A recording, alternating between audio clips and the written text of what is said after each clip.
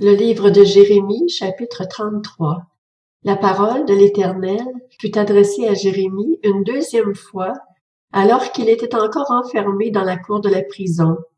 Voici ce que dit l'Éternel, qui met en œuvre ces événements, l'Éternel qui leur donne forme en les préparant, celui dont le nom est l'Éternel. Fais appel à moi et je te répondrai. Je te révélerai des réalités importantes et inaccessibles, des réalités que tu ne connais pas. En effet, voici ce que dit l'Éternel, le Dieu d'Israël, au sujet des maisons de cette ville et des palais des rois de Juda, démolis par les remblais et par l'épée.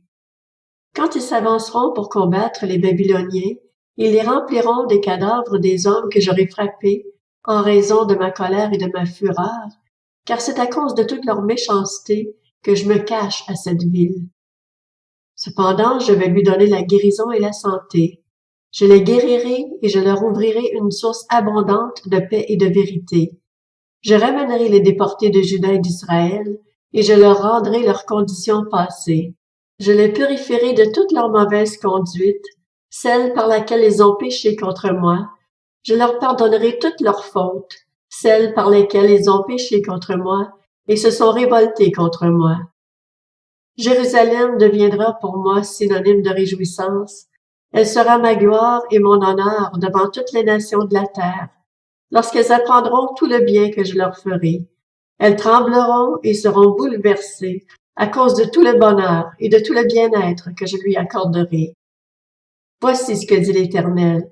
On entendra encore dans cet endroit que vous présentez comme un désert, sans homme ni bête.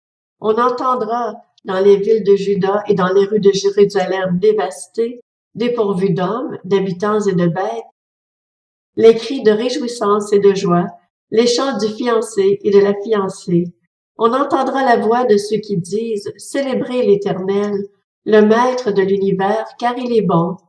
Oui, sa bonté dure éternellement. » La voix de ceux qui offrent des sacrifices de reconnaissance dans la maison de l'Éternel. En effet, je ramènerai les déportés du pays pour qu'ils retrouvent leurs conditions passées, dit l'Éternel. Voici ce que dit l'Éternel, le Maître de l'univers. Il y aura encore dans cet endroit désert, sans homme ni bête, et dans toutes les villes qui en dépendent, il y aura encore un domaine où les bergers pourront faire reposer leurs troupeaux.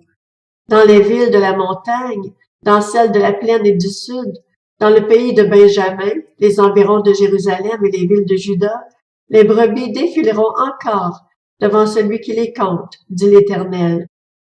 Voici que les jours viennent, déclare l'Éternel, où j'accomplirai la bonne parole que j'ai prononcée à l'intention de la communauté d'Israël et de celle de Juda.